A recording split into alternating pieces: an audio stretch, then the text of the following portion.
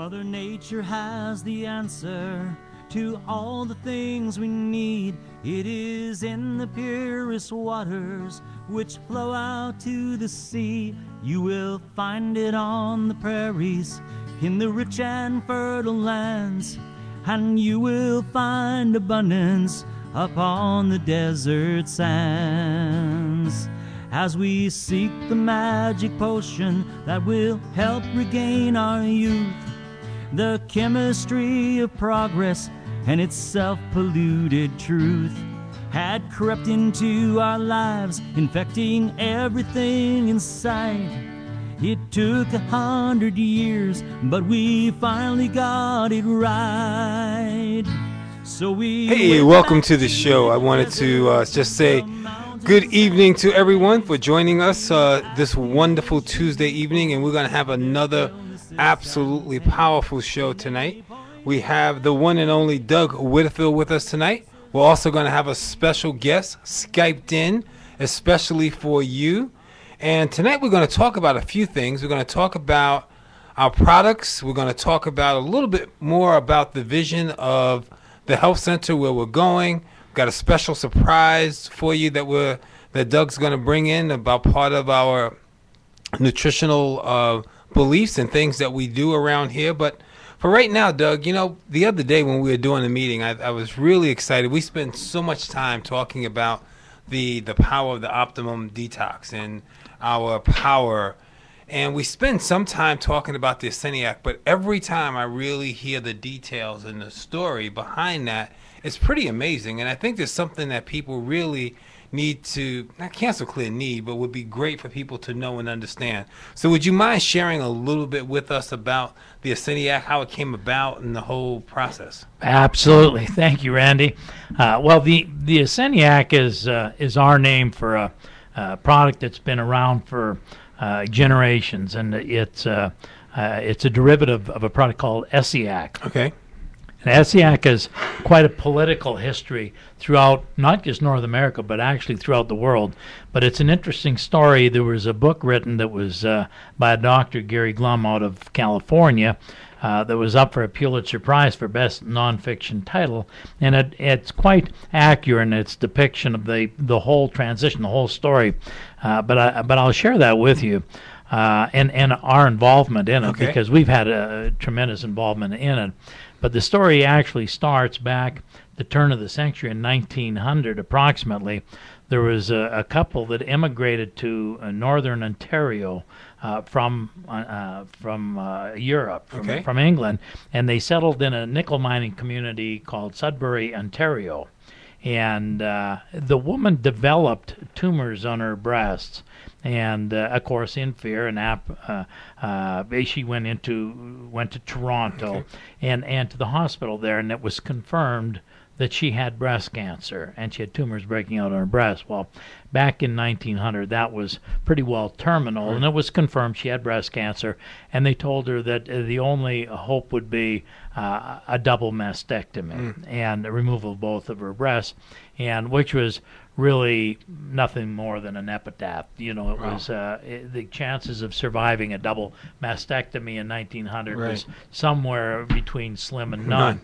So, and they concluded, they knew that, and so it was suggested, and she was advised to go home and get her affairs in order, which she did. But in returning to Sudbury, she was very blessed in that one of her neighbors was a Native American, an Ojibwe Indian medicine man. And in hearing of her challenge, of her plight, he took her by the hand, told her that he felt he could help her, and took her and showed her what herbs to pick, how to prepare them. And he felt that would help with her condition. Interestingly enough, 20 years later, in a little community out in Ontario called Bracebridge, Ontario, the woman was in a hospital for something totally unrelated. But the attending nurse, a French-Canadian nurse by the name of Renee Case, noticed the scar tissue on the woman's breast, and in inquiring, the woman shared the story with her. Not only did she share the story, but she even went into detail of the herbs and how to prepare them. And Renee Case was very diligent in making notes, and so she notarized everything with a vow that should the occasion ever arise, that she was going to use this Indian formula to see if she could make a difference, because back then virtually every case of cancer turned out to be terminal. Wow. And this was 20 years later? This was 20 years later. This was around 1920. Wow. Okay. And 1920, 1921, in that era. And so the opportunity to use this formula, this menu, came much sooner than she expected when her aunt was diagnosed with terminal cancer. And so she implored the local doctor, her aunt's primary healthcare physician, into allowing her to use this Indian formula which she called Essiac. I don't know if she named it that time, maybe later, but which was her name backwards. But she implored the doctor to let her try this Ojibwe Indian formula on her aunt, and she did so. He agreed, and the outcome was 100% success. And so several months later, there was another family member that she helped, and pretty soon, over the course of the next several years, all the local doctors were coming to Renee Case with their cancer patients. And so there were 7 of them, and eventually all 7 got together, and what they did is they requested that the state of Ontario, the province of Ontario, recognize this as a treatment. And all it did was it just raised the ire of the powers to be the regulators. So the regulators from Ontario came en masse with the express intention of arresting her, incarcerating her, because she was practicing without a license. Well, about this time, because of the numbers of people that she had helped, the town had even given her a hospital. It actually was an old hotel that had been taken back for back taxes, which was converted to not a hospital but a clinic for helping people. And so the town got up in arms and drove away the regulators. So they actually left. But through it all, politically, what they did is they got together and they structured a law targeted to Renee Case, and it's called the I can't even remember the name. It'll come to me in a minute. But the law was such that it allowed her to treat cancer patients, but only under the following condition. Number 1, she couldn't charge any money. Number 2, every patient that she helped, every cancer victim that she helped, had to have a letter from their primary health care practitioner stating that they had terminal cancer and that it was nothing more that conventional or allopathic medicine could do. With the Kirby laws, by the way, in regressing. It's called the Kirby laws. But anyways, and so she agreed to these terms and conditions. And so she was helping literally dozens and dozens of people. Word finally even got down into the States, where there was a cancer victim by the name of Dr. Charles Brush. Now, Charles Brush had became quite famous after a period of time because he was a personal physician to the Kennedy family. But anyways, he invited Renee to come down and work with him on his condition. Well, she helped him overcome his challenge totally, so he became an advocate and a promoter of what she was doing. Well, in the late 1950s, a group of doctors and people got together. There was about 55,000 of them. This time they petitioned the Federal Ministry of Health in Canada, known as Health and Welfare Canada. They petitioned them to approve her Essiac as a legitimate therapy for treating cancer. And they verbally agreed to do this, that they were going to approve it, but it had to go through the actual court session.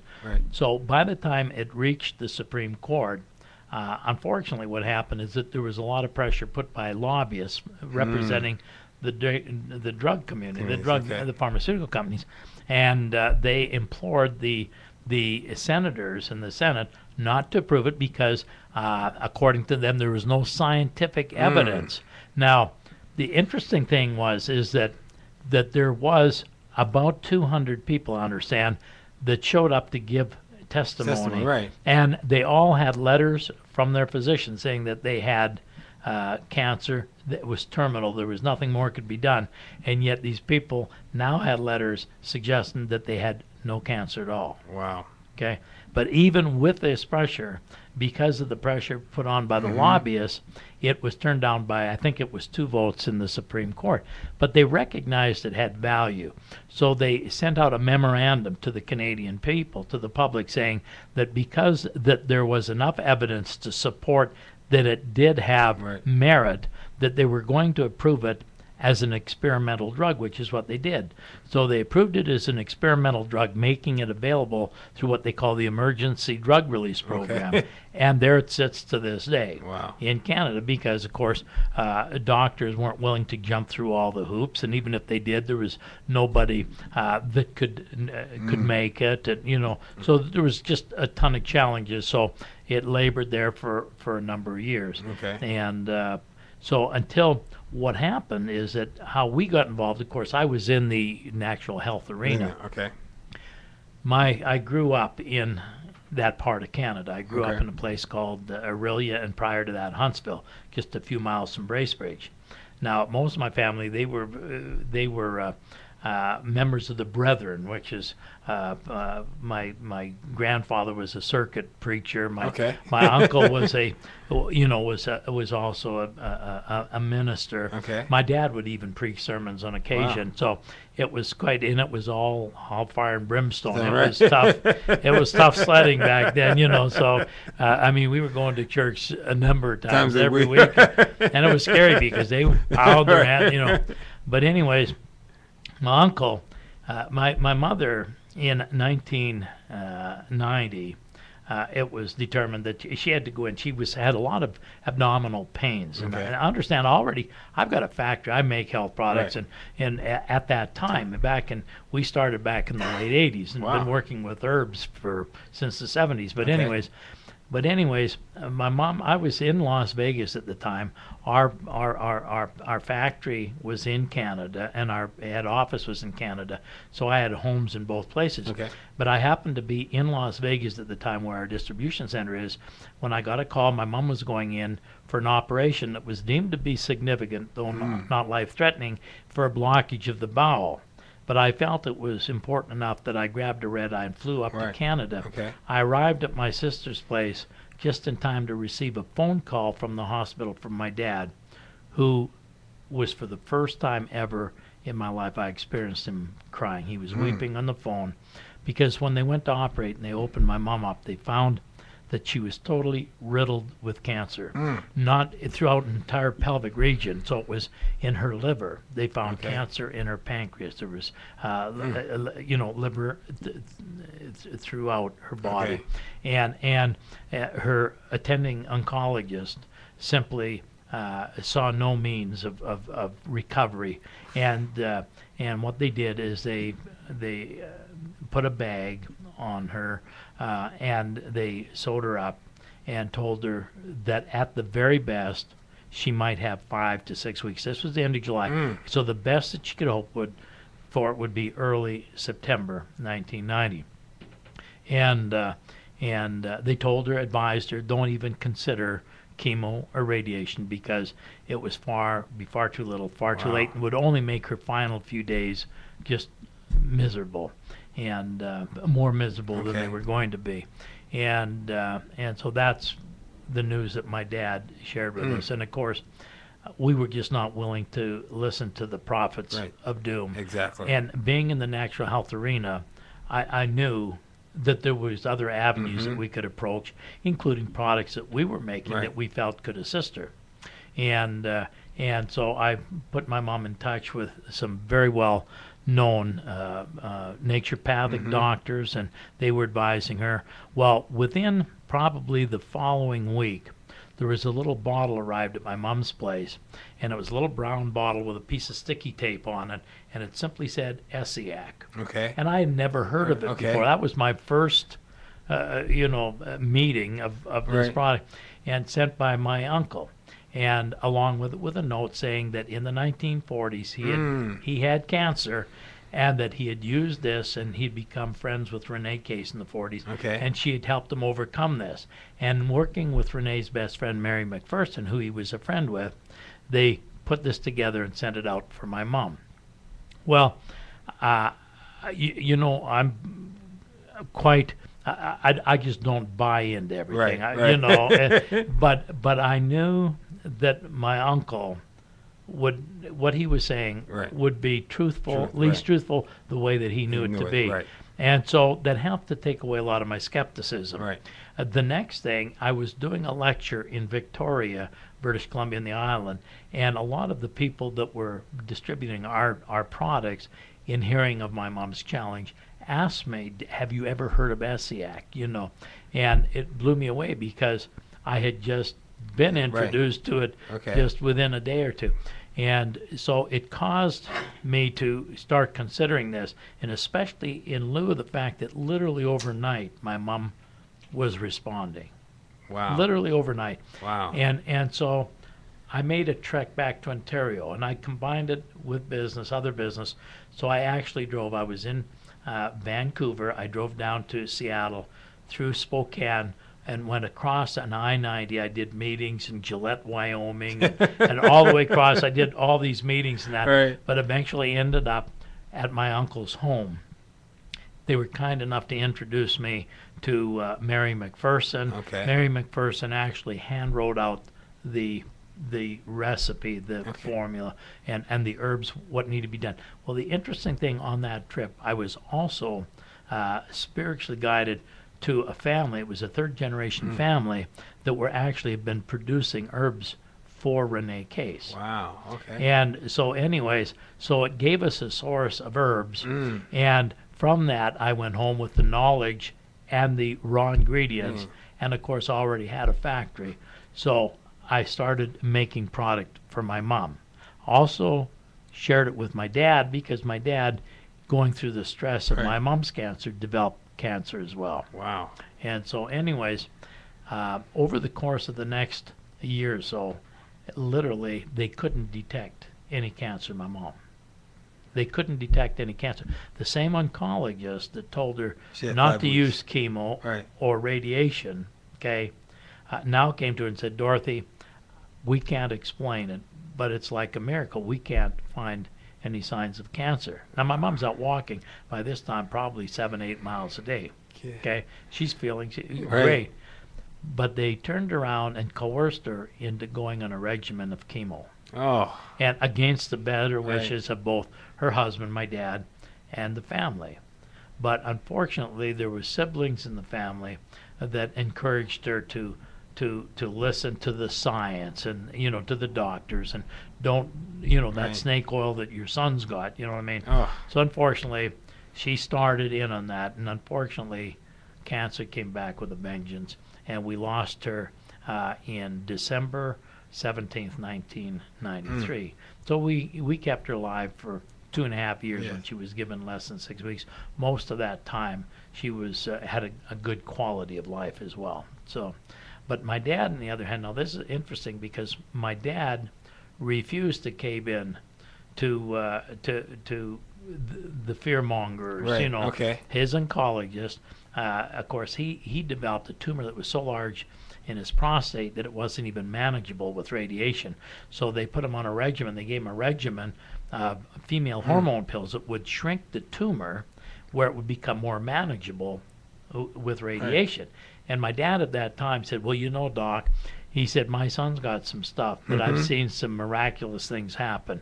He says, I can get rid of this without that. And the doctor said, Dave, if you don't follow our protocol, you're going to die. Right.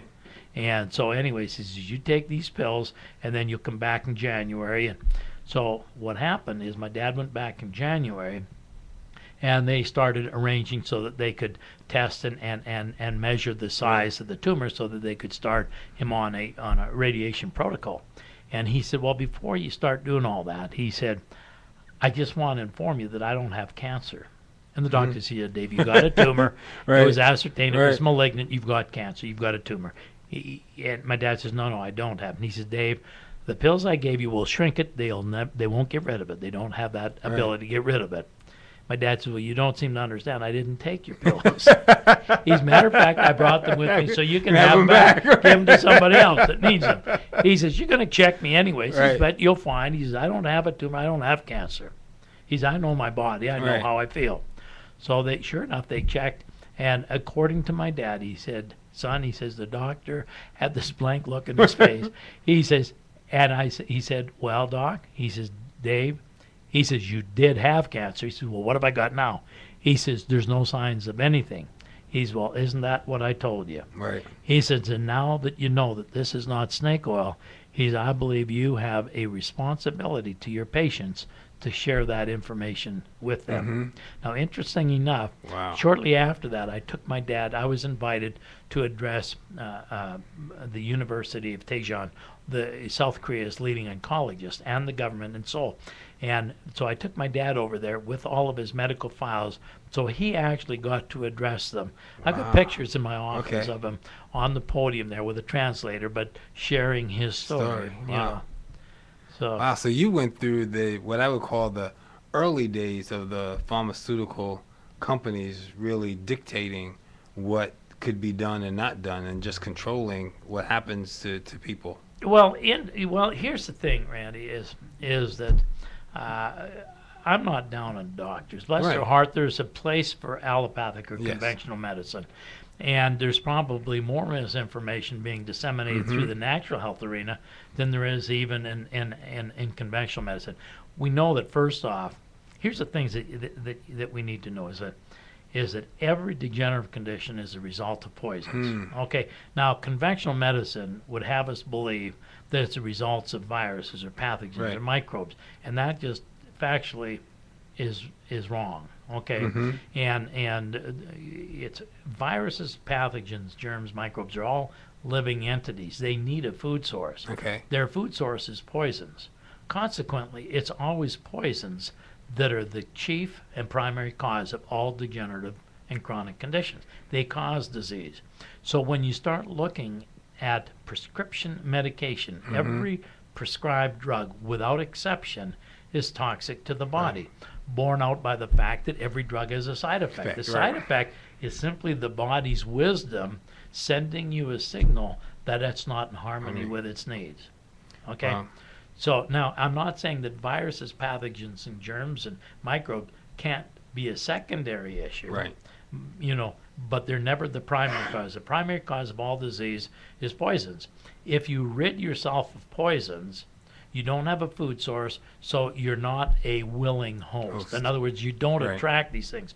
So everything comes down to host resistance. Well, and I think that probably goes more in line with one of the things that I know is, but with you and Christina, the mission of really having this, you know, converting more along the lines of education as a health center and bringing in different information, because how many people really have been guided by information that's been incorrect? I know even for myself. Absolutely. There were times that I walked down the supermarket aisle and grab a box of cereal and think that I had you know, because it said fiber and it said healthy, and it was like, you know, so I'm thinking it's good for you until you actually really read all that is involved. So I think this goes more in line with the ultimate vision that you have for Zenus. Well, yeah, the first thing that you have to, if we realize, is that if in fact it's poisons that cause disease, then the logic of treating a diseased person, and understand disease is just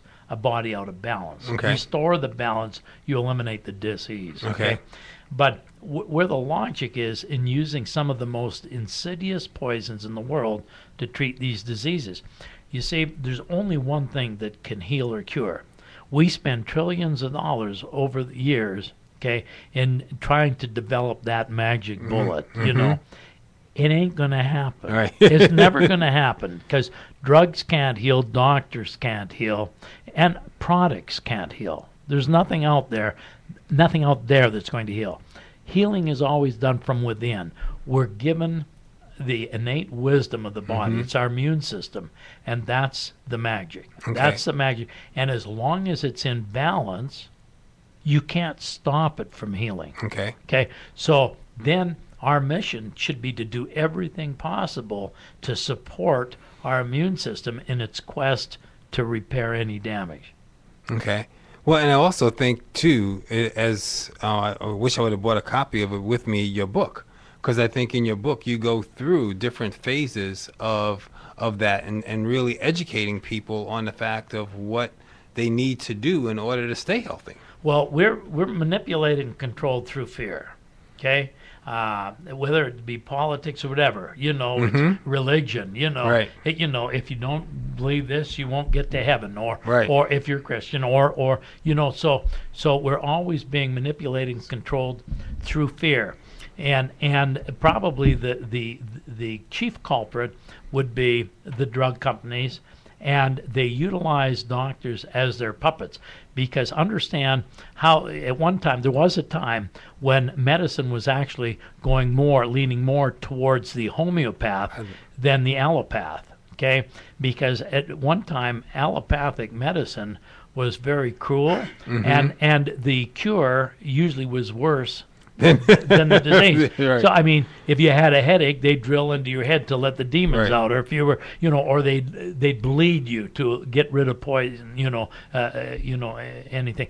So whereas homeopaths were already coming up with herbal medicine and different things, and if you study all these cultures around the world for centuries, there's all kinds of things out there that support the body in in aiding its ability to heal.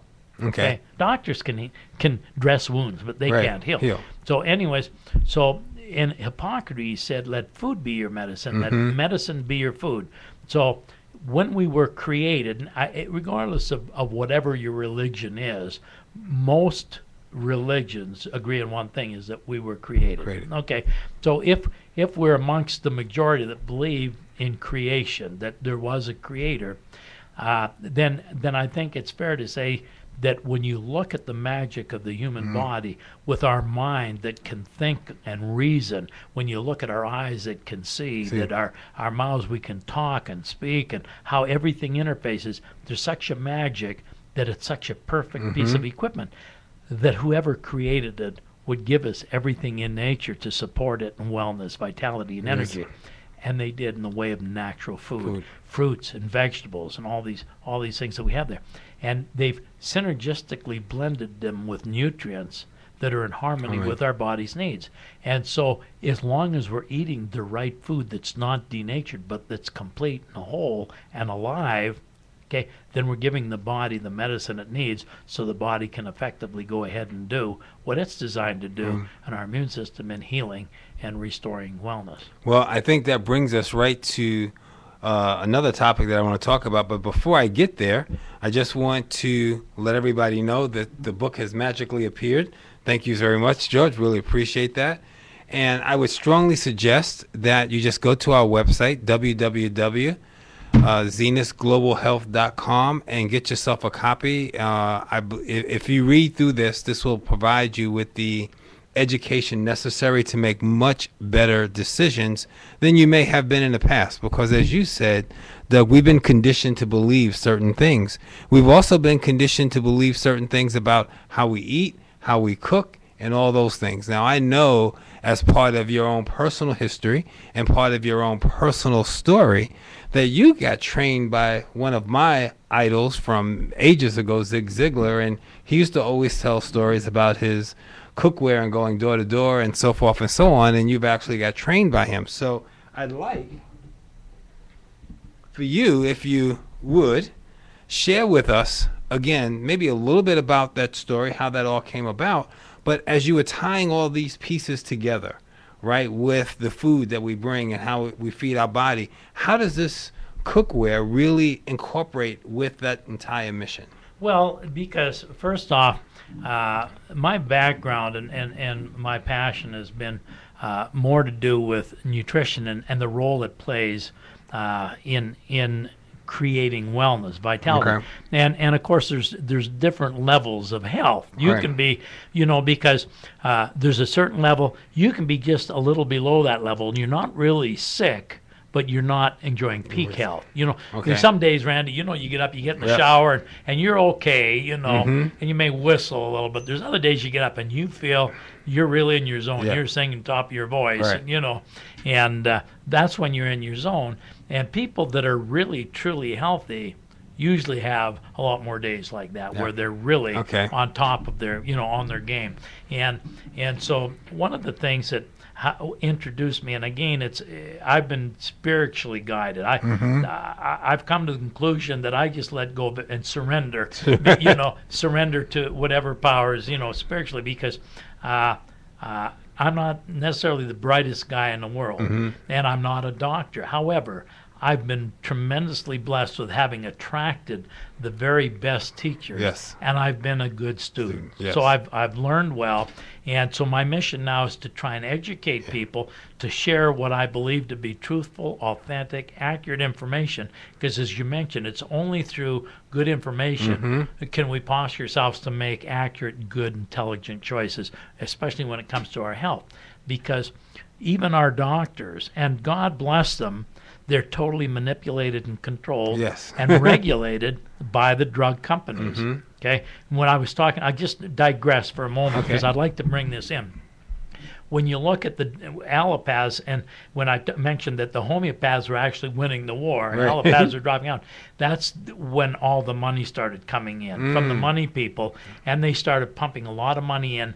But through that, they gained control. And certainly medicine and conventional medicine started making a lot of advancements where they're light years ahead of wherever they were. But with that came total control by the drug companies who put in the money. So they got to determine exactly what was being taught. So they not only supported financially all the medical schools, but they even developed the curriculum. And they're the ones that set the rules for what was being taught. And so it became a financial interest because they were making the drugs, and now they wanted to teach allopathic medicine in a way that was going to promote the sale of their drugs. When you look at cancer, which is one of the main things I think of, if you go right back to when Congress, through the influence of the pharmaceutical companies, declared war on drugs, or not the war on drugs, pardon me, the war on cancer. That simply gave them the opportunity to take taxpayers' money, take taxpayers' money and use it for cancer research. And at that time, of course, the only things used in conventional medicine were chemo, radiation, and surgery. This is back in the 50s, I think it was. And to this day, nothing's changed. Absolutely nothing's changed, except the cost of these drugs have gone up, but the number of people dying has increased tremendously. Where it used to be 1 out of 7 or 1 out of 8, getting cancer, it's now 1 out of 3, and 50% of them are dying after spending trillions of dollars. And they were constantly listening, we're getting so close, so that they've been holding that carrot out for decades and decades and decades. So we keep pumping money in. But again, there's nobody overcoming cancer as a result of chemotherapy or radiation. Those are known carcinogens. I mean, so it doesn't mean that people taking them won't overcome cancer, but it means that they overcame it not because of the radiation and the chemotherapy. They overcame their cancer in spite of the chemotherapy or radiation. Can you imagine if they had to just change diet and start giving the body the things that it needs, how much stronger they would have been? Well, so I know the recovery would have been. I know this is probably a little bit off track, but I'm just curious because I know you know the answer to this. I'm just curious: then how did the food industry actually piggyback onto this? Because it seems like they work in conjunction with so much misinformation. Well, of course, the drug companies, everything, and it comes with being in a capitalistic society. Everything's predicated on the bottom line. Okay. So you got your whole agro industry looking at ways how they can create food cheaper. And it can only be done by denaturing it. So they denature it. So you've got all these preservatives in there. Potassium sorbate, sodium benzoate, all these preservatives to extend the life.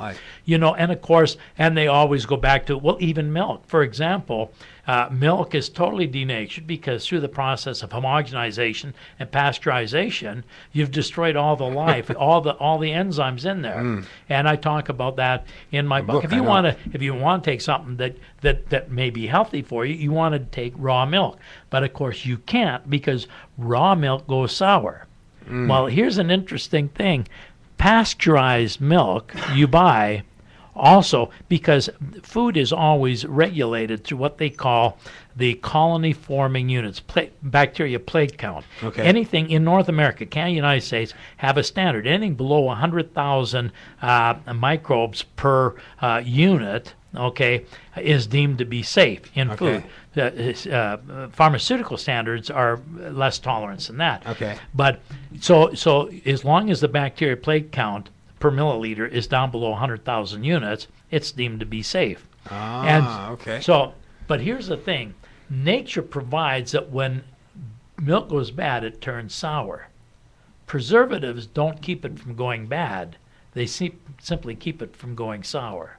So now you're drinking bad milk with a higher bacteria plate count, but it doesn't taste bad. Okay? And that's the folly of it. Wow. And so it's one of my chapters, I think, in my book is, do you really want to drink that milk? Right. And because it's so totally denatured that there's literally no food value in homogenized pasteurized milk. Wow. There would be if you were drinking raw milk, but they've made it illegal to do that now. So how would this nutritional cooking? Nutritional cooking. Okay, how well, does that this is something play into it? I was exposed to in the 1960s. Okay. And one of my mentors was Zig Ziglar. Zig Ziglar had a tremendous history throughout the 40s, and that in marketing waterless cookware during the Second World War. And at that time, waterless cookware was typically wherever, which was a thick cast aluminum. Well, in the 50s, they found that aluminum, they already knew then that aluminum wasn't sanitary. It's a soft, porous metal. And so what happens with aluminum, and even today, most developed countries in the world forbid the use of aluminum cookware. They sell aluminum cookware. But again, because we're living in a capitalistic society where the money, it takes precedent over health, over everything, that you still get aluminum cookware out there. Well, the problem with aluminum, and of course now it's associated with things like Alzheimer's and that aluminum. Aluminum is a toxic metal, and it's soft and porous, so when you heat, the reason why they like it for cookware is because it's a very fast, even conductor of heat. It's fourth fastest. Gold, silver, copper, then aluminum. Okay, and because it's the cheapest, of course, that's the way to go. So they use it, but the problem is that as you heat it, the pores expand, food gets into the pores. As it cools, it goes over, so it starts to eat the metal. Okay, so you got bacteria eating the metal, and it causes, so you get all these these little crevices and cracks. We call them pits, in there. So if you actually looked at aluminum cookware through a microscope, you'd actually see it crawling, moving.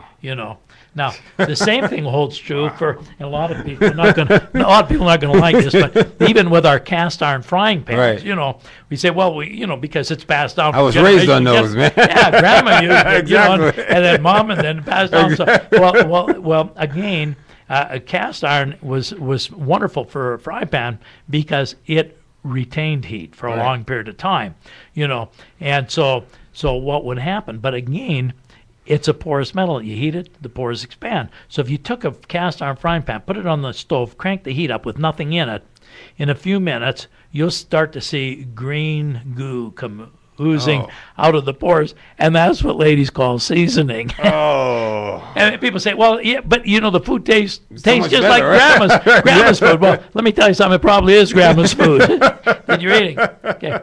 So anyways, in the 50s, but they realized the benefit of cooking. See, the same things that make food grow in nature. Right. Okay, when the food's in their natural habitat, you need heat, you need light, you need water, you need air. Those are all the things that make it grow. When you remove vegetables and fruits from their environment, those are the things that become the villains and destroy food value. So when you're preparing food, you don't want to use high heat because high heat destroys enzymes. That's right. the life force, the energy in the food. Right. You don't want to eliminate the soluble minerals, and that's what water does. Yeah. Okay? Makes You sense. don't want to Yep. use light and air oxidize. You cut an apple and open it up and just leave it exposed and it starts to brown. That's it already turning bad. So heat, light, water, and air. Those are the villains when you're preparing it. Well, interesting enough, most homemakers, when they're preparing food, try to pass off cooking. They call it cooking, when in reality what they're doing is sterilizing. Okay? Doctors, when they sterilize instruments, when they boil it. Right. A baby bottle, you sterilize it by boiling it. You do the same thing to your food, and you try and call it cooking. Well, in reality, what you're doing is you're sterilizing. Because anytime you reach that type of temperature, you're destroying all the nutrients. You're killing the live enzymes. So you're left with dead food, denatured food. Okay? Wow. So the idea is, how can we prepare food to maintain maximum nutrition?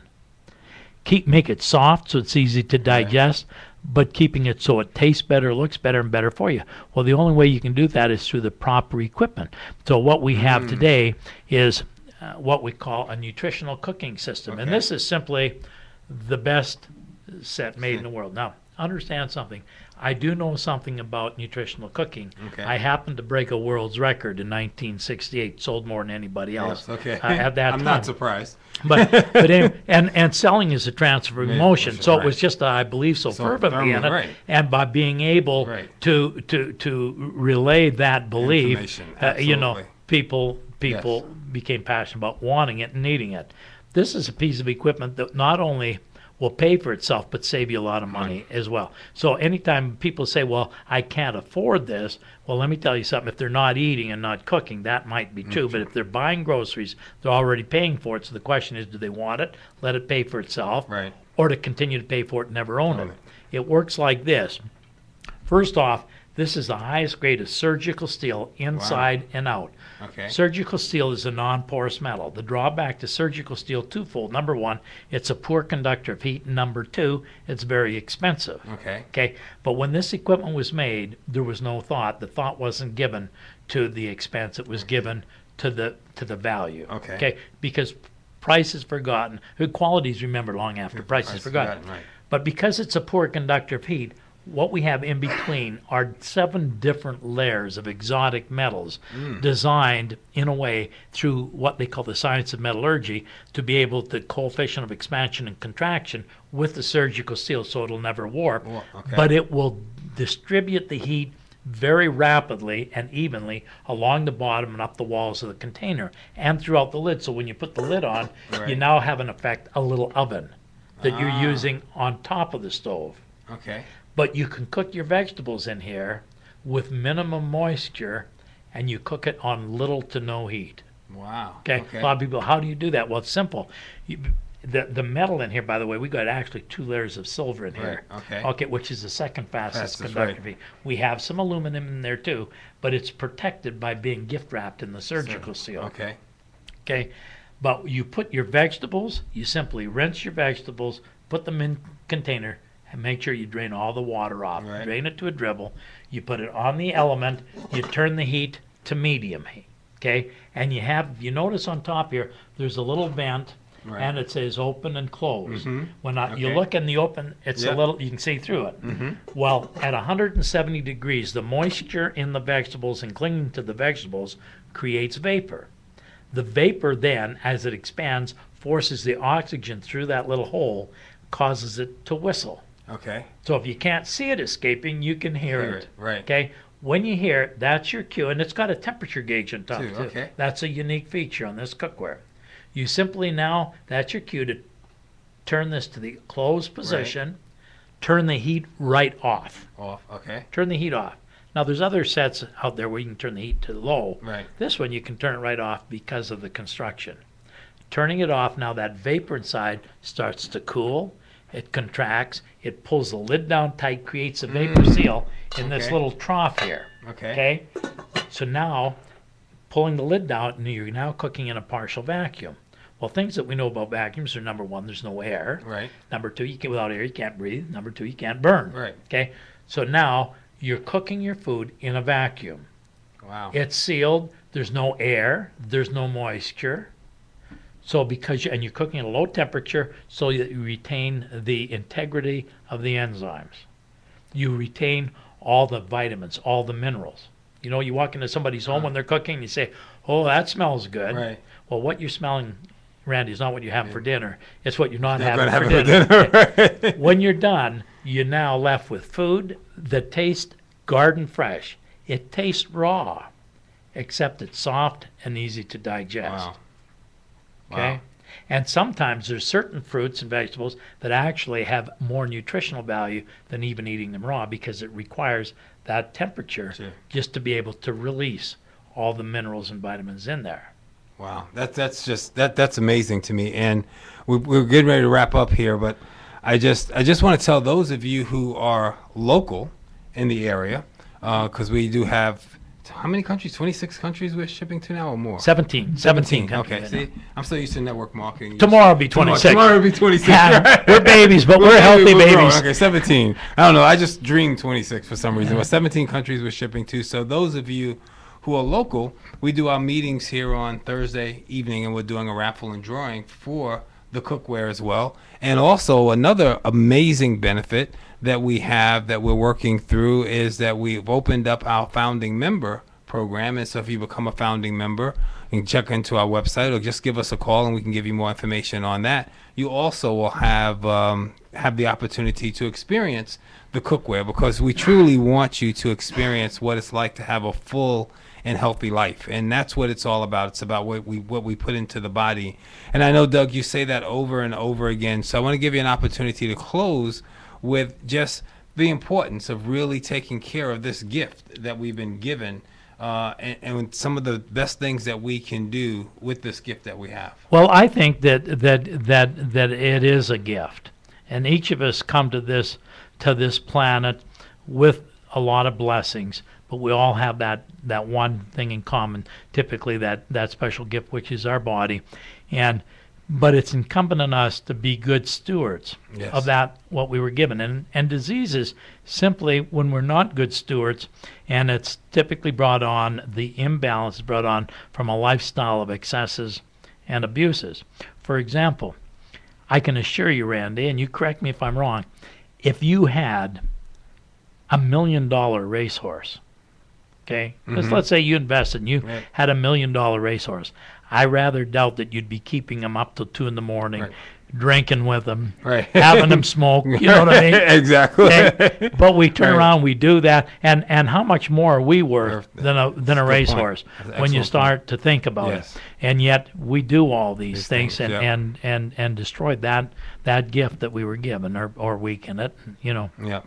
Well, that's a good analogy. I like that. I think that's really great to close with. And, you know, George, I just want to say thank you for, you know, we have our own radio station here that we have an opportunity to all part of the Zenus. All part of the Zenus Global Health Center here in Las Vegas. Right here. So we invite you to come down, fly in. You know, coming to Vegas is really a good time, and get to meet Doug and Christina and hang out with us live. So we want to thank you for spending this time with us today, and we will see you Thursday at the meeting and back again next Tuesday. Same bat time, same bat channel. Thank you so much. Mother Nature has the answer to all the things we need. It is in the purest waters which flow out to the sea. You will find it on the prairies, in the rich and fertile land.